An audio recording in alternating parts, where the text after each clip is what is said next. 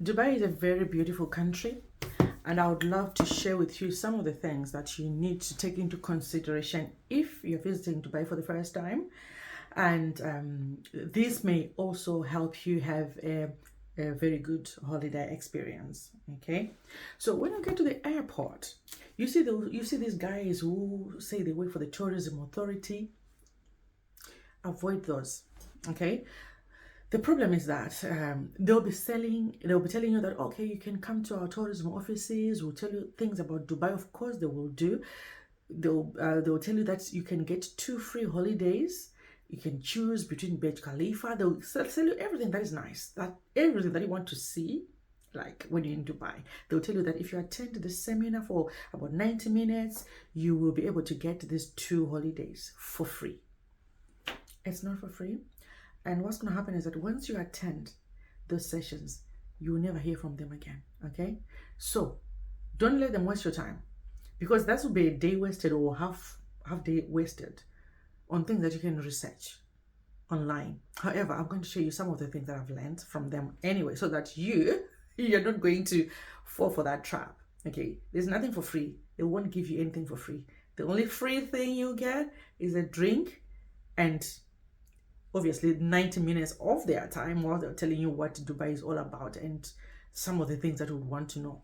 Helpful information, but for the tourist who is working on time, you've got a 6 day or 7 day holiday. You don't have any day to spend listening to someone telling you things that you can research. Okay? Right. So I've told about that. The tourism guys at the airport, avoid them. You know what to do when you are visiting any country. Obviously, you do your own research. You know the apps to use. I was using the app called Head Out. I'll link it up. That's the app that I was using. And remember, every time when you're visiting a tourist attraction, you can either book your ticket online or you can go at the place, because they're always selling tickets. So you can do that. There's always tickets being sold. All right. So don't worry. Don't panic too much. And taxes. Okay, there's so many apps. They were talking about Karim. I've never used it. There's some yellow cabs, which are reliable ones. There's some private cars as well, which you need to be very careful which ones you're using. Okay, especially when you are coming from the airport, because you don't know Dubai that much. You'll be paying ridiculous amounts of money because you don't know where you're heading. Depending on the hotel where we are going to, make sure you do your research. Know how much you should be paying from the airport to the airport to the hotel that you're staying. Okay, for me, we never used any those private what do they call them? The yellow taxis, the cheaper ones, because there were always queues on there, and we were traveling with elderly parents. We couldn't wait in the heat with them, so we were just catching the next available private taxi to the hotel, because we wanted them to rest as well. So that's what we were doing. But if you're traveling on your own, of course you can wait.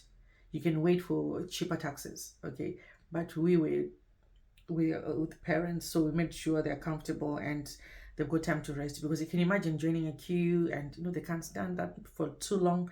So we took that into consideration as we were planning our holiday.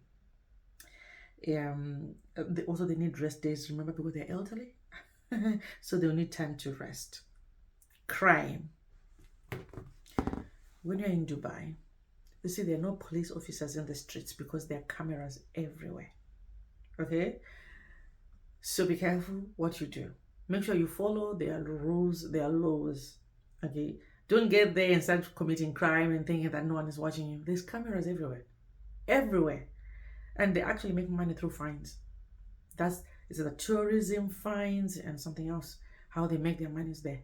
I understand. And having said that, it's the safest country in the world. Very safe. We felt safe at the hotel. It was safe where we went. It's a beautiful place.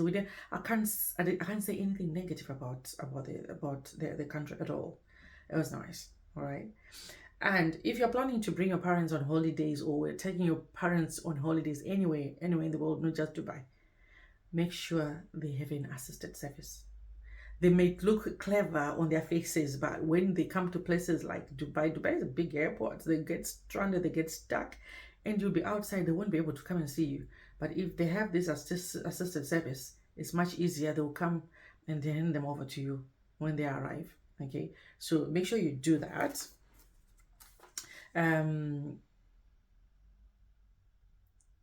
Spending, how much you spend, it all depends with your lifestyle, what you need to do. You were eating at the hotel, or what kind of the bookings which we had booked all inclusive.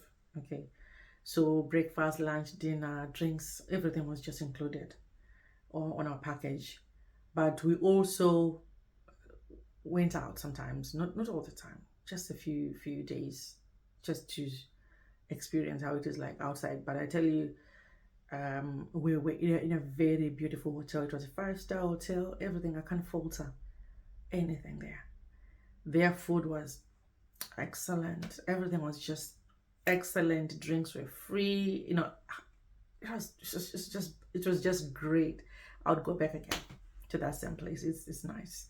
But anyway, Dubai is beautiful, so I would want to try another hotel again. But the one that I went, it was beautiful. It was very, very, very nice. They say it is 5-star, and yes, I would say the standards are 5-star. Okay. How much you need to spend, it all depends. We tried to go right. We tried to go into some shopping in their shopping malls. It's just too expensive. I found them very expensive to do some shopping, so we never bought anything there. And we also went to other places because we wanted our moms to buy something to take home. So we went where people coming from all over the world to do some shopping, to do some where they order their clothes or whatever they want to sell. So we found out those places. We went there. They picked up a few things, but remember they were working on baggage, so they have to always stay within. We didn't want them to have too much. Just wanted them to have enough, so that then they're not going to be bothered at the airports, or they're asked to declare things. No, it was easy for them. So we just made sure they've got enough. They are actually within the limits of their baggage. That's what I'm trying to say. All right. But otherwise, to be honest, I would go back to Dubai again. Would I want to work there? No. Why?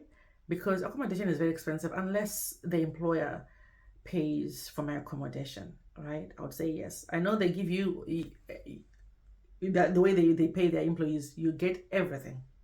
You get your whole lot, your pension, everything on there. So you need to budget that money. You need to invest it. Okay, so it's different from here in the UK. But comparing, like, I haven't been there for a long time. I was just for a week. But would I want to work there? No, I would want to visit. I don't think I would want to work in Dubai. I know they say there's a lot of money, but no, I don't think I would want to. I'm quite comfortable here in the UK, so I'll stay here and I'll visit Dubai. I hope this was helpful.